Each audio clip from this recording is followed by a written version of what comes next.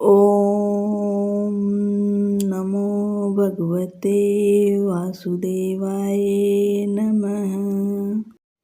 जय श्री कृष्ण। दोस्तों, आप सबका अपने चैनल पुण्य धर्म में स्वागत है। दोस्तों, आज हम माघ मास का तीसरे अध्याय का श्रवण करेंगे। आप सब अगर पहले वाले अध्याय नहीं सुने हैं तो आप ज़रूर सुन लीजिएगा, तभी आपको कथा पूरी समझ में आएगी। आप सभी भक्तों का आज की कथा में हार्दिक स्वागत है। तब राजा दिलीप कहने लगे कि महाराज, यह पर्वत कितना ऊंचा, कितना लंबा चौड़ा है। तब वशिष्ठ जी कहने लगे कि 36 योजन, 1 योजन 4 कोस का होता है। ऊंचा ऊपर चोटी में 10 योजन चौड़ा और नीचे 16 योजन चौड़ा है, जो हरि, चंदन, आम, मदार, देवदार और अर्जुन के वृक्षों से सुशोभित है। दुर्भिक्ष से दुखी होकर इस पर्वत को फल और फूलों से परिपूर्ण देखकर भृगु वहीं रहने लगे और यहाँ पर कंदराओं, वनों और उपवनों में बहुत दिनों तक तप करते रहे। इस प्रकार जब भृगु ऋषि वहाँ पर अपने आश्रम पर रह रहे थे तो एक विद्याधर अपनी पत्नी सहित उतरा। वे अत्यंत दुखी थे। उन्होंने भृगु ऋषि को प्रणाम किया और ऋषि ने बड़े मीठे स्वर से उनसे कहा कि हे विद्याधर, तुम बड़े दुखी दिखाई देते हो, इसका क्या कारण है?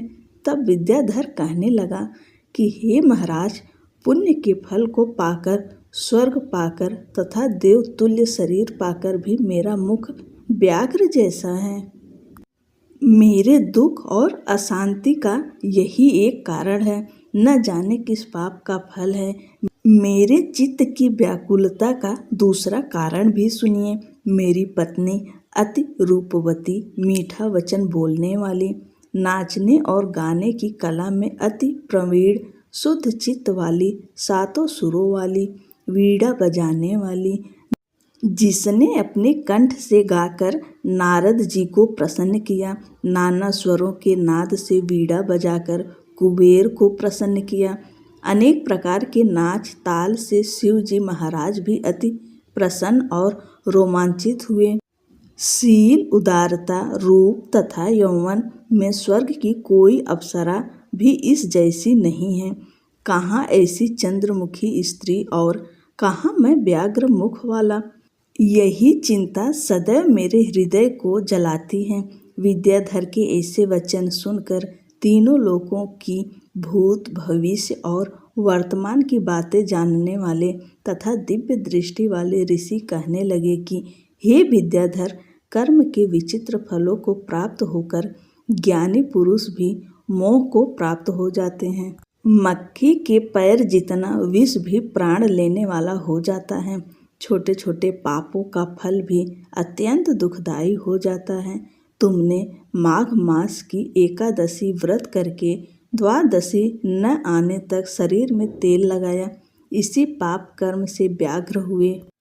एकादशी के दिन उपवास करके द्वादशी को तेल लगाने से राजा पुरूरवा ने भी कुरूप शरीर पाया था।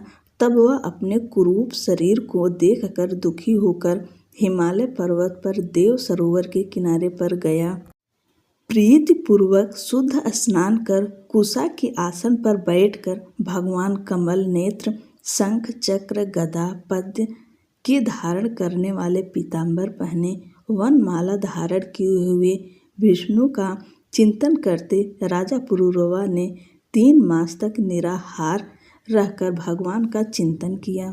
इस प्रकार 7 जन्मों में प्रसन्न होने वाले भगवान राजा के 3 महीने के तप से ही अति प्रसन्न हो गए और माघ की शुक्ल पक्ष की एकादशी को प्रसन्न होकर भगवान ने अपने शंख के जल से राजा को पवित्र किया।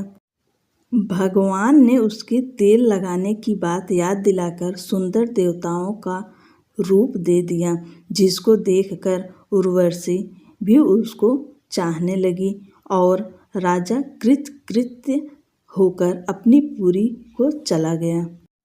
भृगु ऋषि कहने लगे कि हे विद्याधर, इसलिए तुम क्यों दुखी होते हो? यदि तुम अपना यह राक्षसी रूप छोड़ना चाहते हो तो मेरा कहना मानकर जल्दी ही पापों को नष्ट करने वाली हेमकूट नदी में माघ स्नान करो, जहाँ पर ऋषि सिद्ध देवता निवास करते हैं।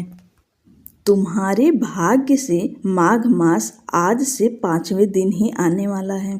पौष शुक्ल एकादशी से इस व्रत को आरंभ करो। भूमि पर सोना, जितेंद्रिय रहकर दिन में 3 समय स्नान करके महीना भर निराहार रहो। सब भोगों को त्याग कर तीनों समय भगवान विष्णु का पूजन करो। जब तुम द्वादशी को शिव जी स्तोत्र और मंत्रों से पूजन करोगे तो तुम्हारा मुख देखकर सभी चकित हो जाएंगे और तुम अपनी पत्नी के साथ सुखपूर्वक क्रीड़ा करोगे। माघ मास के प्रभाव को जानकर सदा माघ में स्नान करो। पाप दरिद्रता से बचने के लिए मनुष्य को सदा यत्न से माघ मास का स्नान करना चाहिए। स्नान करने वाला इस लोक तथा परलोक में सदा सुख पाता है। वशिष्ठ जी कहते हैं कि हे दिलीप, भृगु जी के यह वचन सुनकर वह विद्याधर अपनी स्त्री सहित उसी स्थान पर पर्वत के झरने में माघ का स्नान करता रहा और उसके प्रभाव से उसका मुख देव सदृश हो गया और वह मणिग्रीव पर्वत पर आनंद से रहने लगे। भृगु जी भी नियम की समाप्ति पर शिष्यों सहित युवा नदी के तट पर आ गए। अब हम सब विष्णु चालीसा का श्रवण करेंगे। जय कमलापति जगतपति जयति अनादि अनंत, सगुण सच्चिदानंद प्रभु वेद रूप भगवंत। जय श्री विष्णु सकल सुख राशि चिदानंद सब उरपुर वासी, जय श्री कंत संत हितकारी मान मनोज मोहत पहारी। जय सर्वेश जयति सुरीसा तब बल धरत शेष महिषीसा, छाए रहो जग सुजस तुम्हारा कृपा सिंधु प्रभु हृदय उदारा, गावत निगम पार नहीं पावत कोटि भांति मुनि ध्यान जगावत, कवि कोविद किमि पावहि पारा, मति अति लघु गुण उदित अपारा, आयुध चारि चारु मणिमाला, दीन बंधु उर परम विशाला, अंग अंग प्रति प्रभा विराजत, देखत कोटि काम छवि लाजत, द्वारपाल जय विजय सयाने, बल अपार तीनहु पुर जाने, ध्यावत शंभु समाधि लगावत, नारद सनकादिक गण गावत, सागर शयन करत सुर राया, कीन्हे शेष शेष पर छाया, कोटि पाप त्रय ताप नसावन, सिंधु सुता चापत पद पावन, स्तुति करहि नाग मुनि देवा, विविध प्रकार जनावहि सेवा, परम स्वतंत्र संत सुख हेतु, कृपा सिंधु बांधत श्रुत श्रेतु, आरति नाद सुनत मति धीरा, हरत धाय निज जन की पीरा, दीन बंधु खेवत भवतरणी, असुर हनत पालत द्विज धरणी, निगमागम को भेद न पावत, निर्गुण ब्रह्मा शास्त्र श्रुति गावत, सहज पुनीत राव रे किंकर, नाथ कृपा कछु जानत शंकर, खंभ फारि प्रहलाद उबार्यो, राम रूप धरि रावण मार्यो, कच्छप तनु धरि आयु गाढ़े, 14 रतन सिंधु ते काढ़े, तुम बिन कौन हरहि दुख नाना,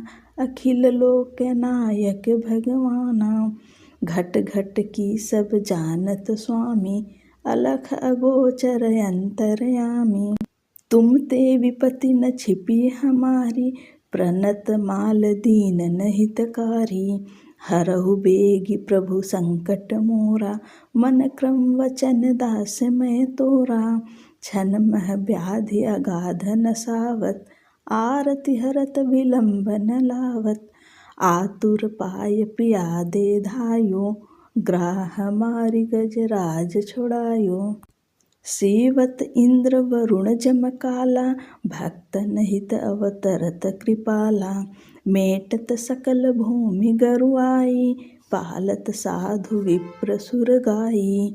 चरण शरण तकी आयो नाथा, मेरी दुसह दुख करहु सनाथा। तुम तजि कतहु न मोर निबाहु, पामर मन शशि संकट राहु। अधम उदाहरण प्रकट सुभाऊ, श्रीपति प्रणत पाल सुर राऊ। सब तन हेरि गहे पद पावन, दीन बंधु भव त्रास न सामन। पाप पहार कोटि सिर भारू, नाथ कृपा बिन होए न धारू। मैं यह सब अनुभव करि जाना, प्रभु पद त्यागी न कतहु ठिकाना। जो चाहऊ सुपास सब भांति, छल तजि भजन करहु दिन राति। जो यह विनय प्रेम करि गावै, तेहि के निकट न संकट आवै। सुख संपत्ति परिवार बढ़ाई, सो हरि कृपा बनहि श्रम पाई। रही जग में अनेक सुख पावहीं, अंत समय बैकुंठ सिधावहीं। नित क्रम पढ़ै सुनै चालीसा, निश्चय कृपा करहि जगदीसा। शुक्ल ज्योति मन माहि प्रकाशै, तन की कोटिन व्यथा विनाशै। दीन जानि करहि दया, हरहि विपति अपार। पाठ करहु श्रीपति सुमिरि, छाड़ि कपट व्यवहार। बोलो लक्ष्मी नारायण की जय, बोलो मेरे माधव की जय। दोस्तों, आगे की कथा अब अगले वीडियो में हम लाएंगे। तब तक के लिए राधे राधे, और हाँ, चैनल को सब्सक्राइब ज़रूर कर लीजिए।